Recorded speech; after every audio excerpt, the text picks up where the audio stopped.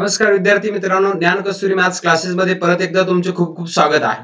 तर आज आपण इथं बघणार आहोत दोन चलातील रेषीय समीकरणे, linear equation in two variables. Linear equation in two variables याचा आपण अगोदर एक लेक्चर घेतलेला आहे, त्याच्यामध्ये आपण बेसिक सगळ्या गोष्टी बघितलेल्या आहेत.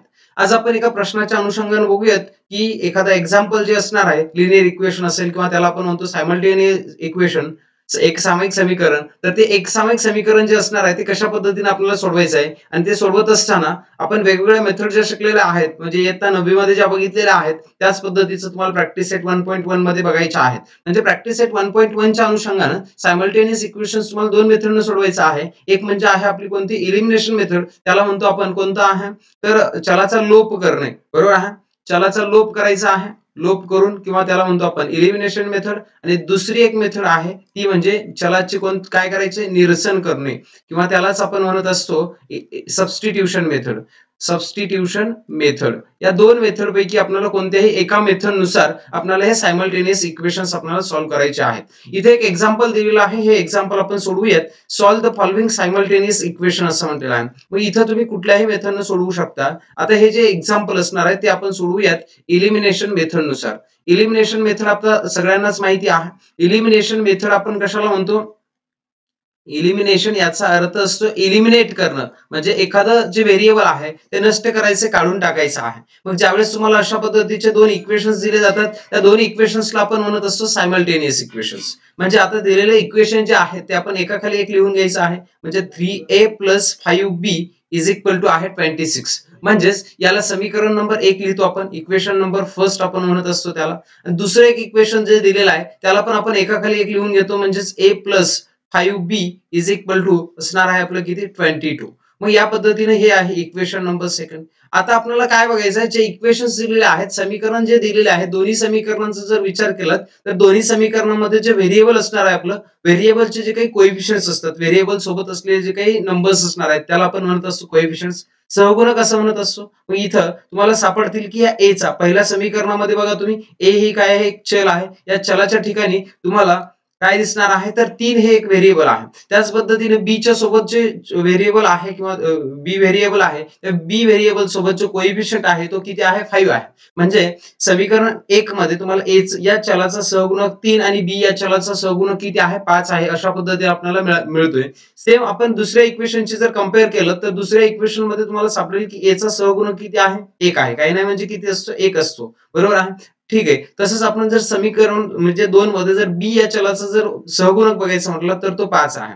मग दोन्ही समीकरणामध्ये ज्यावेळेस तुम्हाला इलिमिनेशन मेथड वापरायची असते, इलिमिनेशन मेथड मध्ये आपल्याला सगळ्यात बेसिक जे असतं ते म्हणजे या दोन्ही पैकी जे दोन व्हेरिएबल्स असणार आहेत त्या दोन्ही व्हेरिएबल पैकी एका व्हेरिएबलचे जे कोएफिशियंट असणार आहेत ते सेम असले पाहिजेत, सहगुणक सारखे असले पाहिजेत. मग आता इथे ऑलरेडी तुम्हाला दिलेले आहेत, जर नसतील तर ते तुम्हाला सारखे करून घ्यावे लागतात. मग इथे तुम्हाला सारखे दिलेले आहेत पहिल्यांदाच, म्हणजे इथं 5b आहे, इथं पण किती आहे, 5b आहे. म्हणून आपण डायरेक्टली या दोघांची चिन्ह बघणार. दोघांची चिन्ह कोणती आहेत, आता इथं प्लस आणि प्लसच आहेत. समीकरण 1 मध्ये 5b च्या अगोदर अधिकच आहे, 5b च्या अगोदर समीकरण 2 मध्ये देखील काय आहे, तर अधिकच चिन्ह आहे.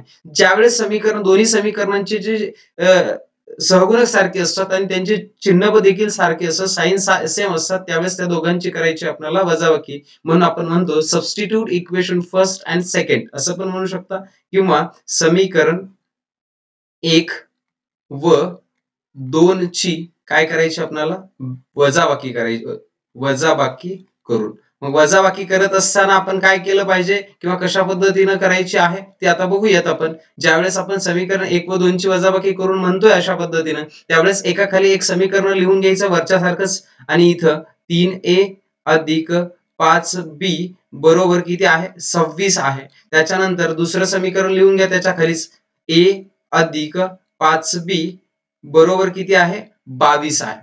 ज्यावेळेस अशा पद्धतीचं समीकरण आपण लिहून घेतो एकाखाली एक, त्यावेळेस अशा पद्धतीने अंडरलाईन म्हणजे आपण खाली रेष ओढून घ्यायचं आहे. आणि इथं जे दुसरं समीकरण आपण लिहिलेलं आहे त्या दुसऱ्या समीकरणाची जी चिन्ह आहेत, वजाबाकी करत असताना ते सर्वांची चिन्ह दुसऱ्या समीकरणाची बदलणार आहेत. अधिक असेल तर वजा, वजा असेल तर अधिक. मग आता a च्या अगोदर तुम्हाला सापडेल की अधिक आहे, त्याचं चिन्ह वजा होईल. इथं अधिक आहे म्हणजे इथं नवीन चिन्ह जे असणार आहे वजा असणार आहे. इथं काही नाही म्हणजे अधिकच असतं, इथं देखील 22 च्या अगोदर काय असणार आहे, वजा असणार आहे. आता दोघांची वजाबाकी करत असताना चिन्ह जर सारखे असतील तर बेरीज होणार आहे, चिन्ह चिन्ह वेगळी असतील तर वजाबाकी होते. मग ह्या 3a मधून 1a वजा केलात तर इथं राहणार आहे किती आता 2a. आणि इकडे जर बघितलात हे 5b अधिक आहे, हे 5b वजा आहे, त्याच्यामुळे दोन्ही कॅन्सल झाले. इक्वल टू च्या पुढे इक्वल टूच येणार आहे आता इथं. बरोबर आलं. मग त्याच्यानंतर हे 26 मधून 22 वजा केलात तर तुम्हाला उत्तर मिळणार आहे तुमचं किती असणार आहे 4. आता a ची किंमत तुम्हाला मिळू शकते. a बरोबर a ची किंमत तुम्हाला सापडेल की किती येणार आहे. a बरोबर हे 2 गुणाकारामध्ये असल्यामुळे पुढे गेलं तर ते भागाकारामध्ये येईल, म्हणजे 4/2 असणार आहे. म्हणजेच a बरोबर तुम्हाला मिळेल किती आहे 2. आपल्याला काय करायचं असं सायमल्टेनियस इक्वेशन सोडवायचं आहे. याचाच अर्थ काय असणार आहे तर या समीकरणामध्ये तुम्हाला a आणि b च्या किमती काढायच्या आहेत. मग आता a ची किंमत तुम्हाला मिळालेली आहे. इथं आपण कुठली मेथड वापरलेली आहे तर इलिमिनेशन मेथड किंवा इलिमिनेशन मेथड मध्येच आपण चलाचा लोप करणे असं पण म्हणत असतो. चलाचा लोप केलेला आहे. बघा इथं a हे चल आपण कसं आणलेलं आहे, a ची किंमत कशी काढली, b या चलाला कॅन्सल करून इलिमिनेट करून काढलेलं आहे, म्हणजे त्याला काढून टाकून आपण काय केलेलं आहे a ची किंमत काढली. म्हणूनच या मेथडचं नाव आहे इलिमिनेशन मेथड. मग a इज इक्वल टू 2 आलं. कशा पद्धतीने आलं समजलं तुम्हाला. आता सेम हेच आपल्याला काय करायचं आहे या ठिकाणी. आता समीकरण दिलेले जे काही समीकरण आहे 1 आणि 2 आपलं, त्या समीकरणामध्ये या किमती तुम्हाला ठेवायच्या आहेत. 1 मध्ये ठेवा किंवा 2 मध्ये, जे सोपं असेल त्याच्यामध्ये ठेवा a ची किंमत. मग आता समीकरण 1 मध्ये तुम्हाला किमती ज्या आहेत त्या लहान दिसतात, म्हणून आपण समीकरण 2 मध्ये ठेवूयात. Put a is equal to 2 in equation second असं आपण लिहू शकता, किंवा एक a बरोबर 2 ही किंमत कुठे ठेवायची आहे, a बरोबर 2 ही किंमत समीकरण 2 मध्ये ठेवून put a is equal to 2 in equation second असं आपल्याला लिहायचं आहे. आणि सेकंड इक्वेशन मध्ये आपल्याला काय करायचं आहे तर या व्हॅल्यू जिथे a आहे तिथे ठेवायचं. मग दुसरं इक्वेशन काय आपण लिहूयात, a अधिक 5b बरोबर किती आहे 22 आहे. मग ठेवा a च्या ठिकाणी आता या व्हॅल्यू, a म्हणजे किती आहे 2 आहे, आताच काढलंय आपण, अधिक किती आहे 5b बरोबर किती असणार आहे 22. आता आपल्याला a ची किंमत काढायची, b ची किंमत काढायची आहे, म्हणूनच हे 2 अधिक असलेलं पुढे वजा होणार आहे. म्हणजेच आपण याला 5b बरोबर 22 वजा किती असणार आहे 2, अधिक असलेलं पुढे गेलं तर काय होईल आता हे वजा 2 होणार आहे.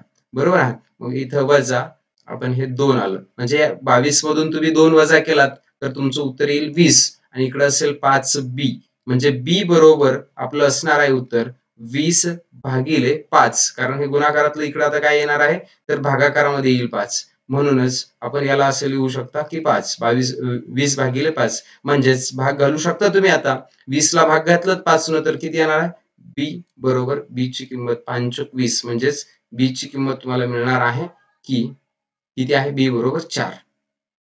या पद्धतीने आता लास्टला आपण उत्तर लिहिणार आहोत. a आणि b च्या किमती लिहायच्यात. मग कसं लिहिणार आपण, a किती आहे तुमचं 2 आहे, कॉमा 4.